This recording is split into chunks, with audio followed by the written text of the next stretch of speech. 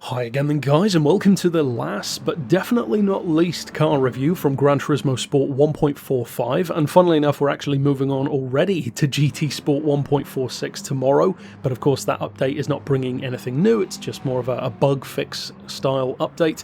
Now as far as this car goes, I said that it's definitely not least, and certainly when it comes to price, it definitely isn't least in the pack because it's the second most expensive of the four cars at 1 million credits. Now 7 figures of course, which is more than it was in GT6, and as I alluded to in my overarching thoughts video for 1.45, I'm not a huge fan of this car, so I want to get that out there as soon as the review starts, but at the same time of course there are plenty of cars that I've reviewed that I either really love or don't like at all that I can still review objectively because of course that's part of the job and that's the whole point of a review. Now with that being said, what does this car offer?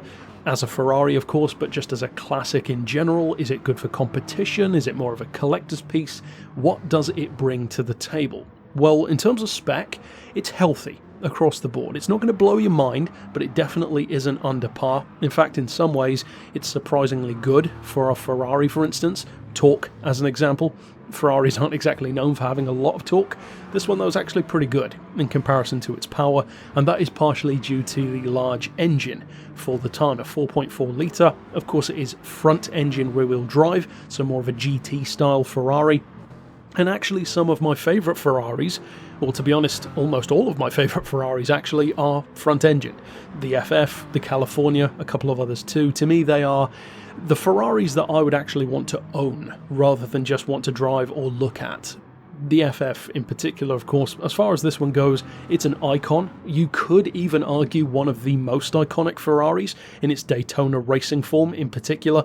I do kind of wish that the Daytona had more love in racing games than it has. It tends to be this one that's featured instead, which is kind of a shame. But to get back to those specs that I was referencing, as I mentioned, 4.4 litre engine is of course rear wheel drive still. You're looking at 347 horsepower in its stock form.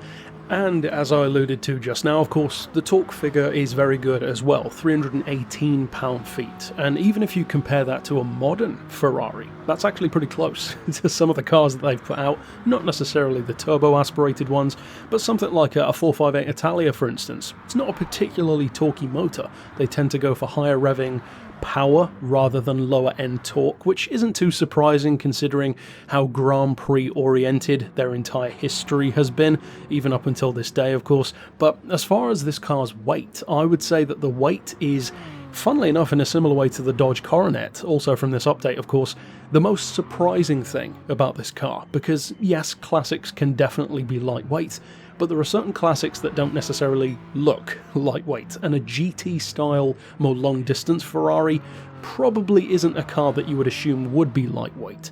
I would, for instance, assume, if I didn't know better, that this was maybe something like 1370 to 1400 kilos, something like that. It's actually 1200. That's very good.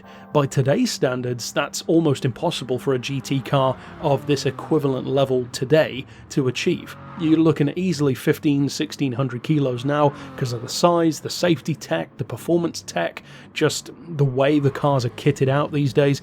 It's next to impossible to get a fully kitted out car to weigh 1200 kilos, whereas back then it was entirely possible, and this car proves that. Now, the horsepower per tonne is actually quite good in comparison to the modest power compared to some other classics, but actually it's a great rival for stuff like the Pantera, the Miura even, and also of course compared to a lot of the high rollers, such as the Miura, it's way cheaper. So even though it has a 7-figure price tag, which is a lot, it's a lot more attainable. And the fact that it is more attainable means that, in a similar way to how I mentioned yesterday with the Corvette Stingray Racer, this could be a gateway classic for people who maybe aren't as into classic cars or don't really like grinding for many days and hours for those expensive classics. This one, it takes a bit of effort to save up for, but what you get is a car with a lot of innate ability. Now, the handling is probably the point about the car which will turn some people off, because it's not a bad handling car by any stretch, but it is one of those classics that I would say definitely feels its age. And that's a testament to the game. It should feel under par because it is under par by today's standards. In GT6, for instance, you could tune up a 365 and make it feel like a California. That should not happen. It shouldn't be like that, because that's just not realistic.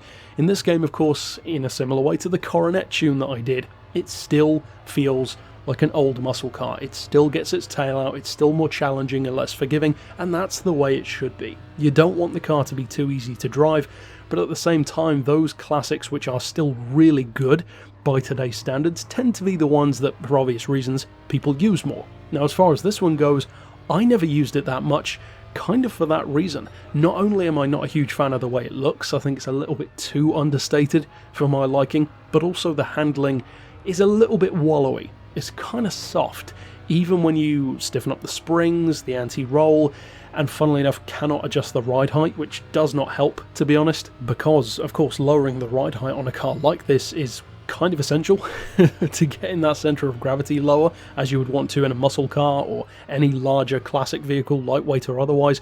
So it's an interesting car for me, because although I don't particularly like it, I don't necessarily dislike it either, it's just kind of neutral for me.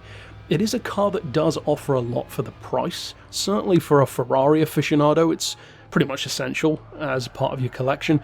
But it's an interesting one in terms of usability, because it is of course in the N classes, which is a nice advantage to have, and that's something which you should definitely bear in mind compared to the high rollers, because a lot of those are limited to Group X, whereas this one naturally has more ability than that in multiple different categories, and that is not to be sniffed at. That's a good advantage to have, but also at the same time you do need to be careful with assuming what you can do, because for some strange reason you cannot use this in the Blue Moon Bay event, which makes no sense at all, but there you go. So it's one of a couple of cars that you cannot use the new Supra in that event for some strange reason either, but as far as racing in general goes, it definitely has uses. You can take this thing out on the track, you can, for sure, win classic events with it, but as far as the limitations of its ability and the limitations of its handling, that's what you might notice a bit sooner than some, because stuff like your GT40s, your Miuras, even some other classic, say American cars, they can be really good, even against modern vehicles. On the other hand, you might then have a classic which feels its age. Something like this, I would argue another one that feels like this would be the Mercedes Gullwing, as an example, the 300 SL. It's a great car for its time, but it definitely feels its age, at least when it's put into the game properly, and that's actually another one of those cars that I feel probably will return in GT Sport, and if it does return, I would not be at all surprised if it's not that great as a track car, because it arguably shouldn't be. This one, I would say, leans slightly more toward collector's piece than some classics do, but at the same time, if you want to use it in racing, it certainly has the power to do so. It's deceptively lightweight, and as long as you can cope with that slightly flighty handling and a little bit of tail happiness that it has, then you'll do well with it. In a funny kind of way, it actually feels kind of like an Italian muscle car, so if you're into that, give it a try. It's certainly very different to what you'd expect a classic Ferrari to be like, very different to something like the 512 BB, so yeah, if that sounds like it's up your alley, then give it a try. It's certainly a historically significant car for the brand, for any collector in general, and even though I'm not a huge fan of the car, I will pretty much never complain about having new classics in the game, because we don't have a huge amount of them compared to previous installments, and although a lot of people aren't as into classics, for those of us who are, we kind of take whatever we can get at this point. So ultimately, that's it for my thoughts on the 365 GTB. I will doubtless be doing a circuit tune for it as well, probably tomorrow, and for now, as always, thanks for watching.